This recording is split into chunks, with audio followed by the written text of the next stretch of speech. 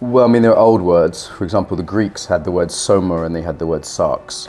So sarx referred to the body as like a hunk of meat, and soma referred to the body in its lived wholeness, the lived being, the subjective, the social, the political body. So we weren't the first to need a word.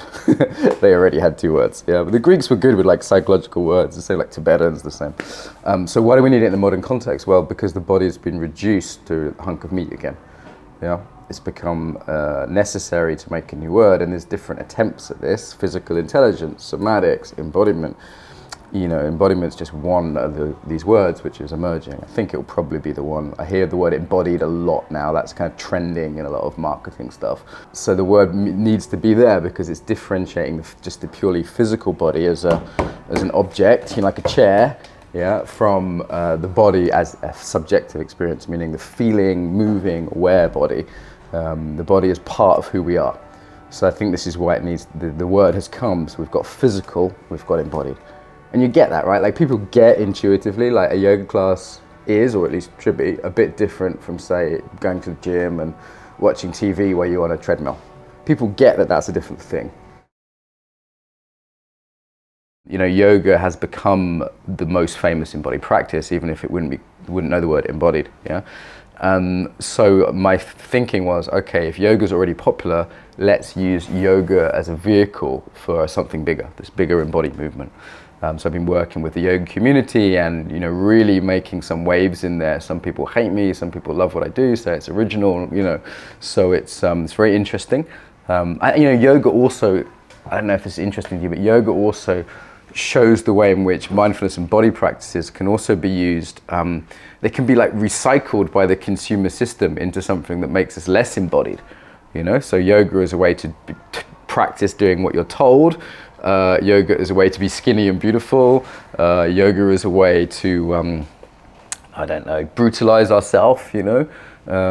So it's really ironic to me that modern yoga is becoming this way around the world. Not all, but in many spheres. It's a big world, yoga. You know, same with mindfulness. Is mindfulness there to make us more aware or just to make us more efficient corporate psychopaths? Yeah, like the samurai used mindfulness, but you know, many of the samurai were basically a fascist ruling class. So it's like, there's an example in history from this, you know? Especially if the heart practices are taken out, the mindfulness practices are taken out. The ethical practices are taken out, leaving just the mindfulness practices. This could just leave some very clear-headed, very sharp, nasty people. It doesn't necessarily make you a more ethical or kinder person. One way to look at the body is very practically, very much in terms of like, what do you want to build, what do you want to develop, what's the problem you want to solve? Fine, no problem, can do that. Another way of looking at the body is the body is a dance, the body is a mystery, the body is an undiscovered country full of wisdom. And as soon as we access that, things happen, things change. Now some people watching this might go, what the hell are you on about? And that's fine. Other people, we can do the other stuff. Other people, you know, what I notice time and time again though is people dance, they move, they even just feel their body in meditation, and things happen, things change, intuitions happen, changes start to happen.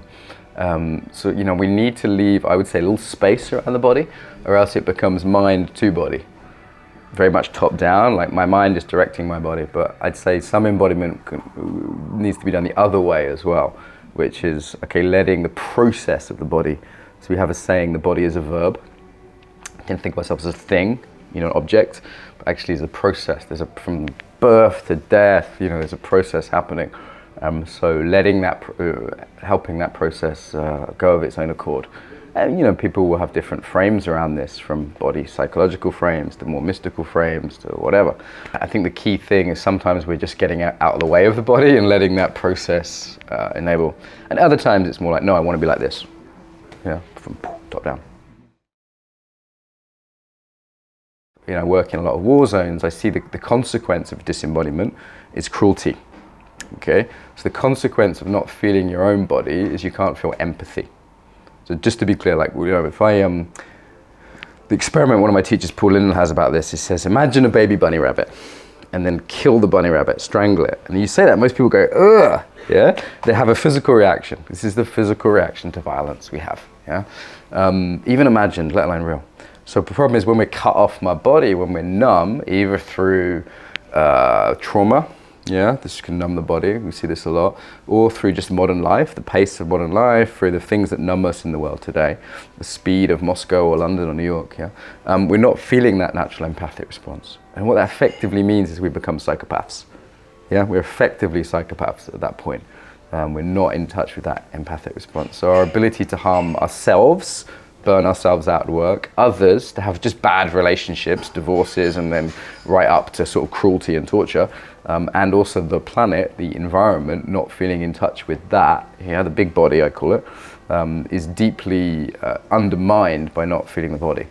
So I guess that's what I'm most passionate about, and not, yeah, I mean, I can help a coach get more clients, I can help a therapist use some new techniques, I can help a business person be more charismatic, I can help with your stress at work, I mean, yes, easily.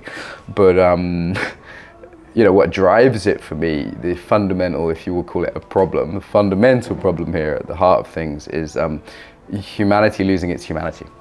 Humanity losing its body and therefore its soul, yeah? So I don't think of the soul as something abstract up here. I think of that as a lived experience, and if we're cut off from that, and we're not accidentally cut off from that, it's a conspiracy.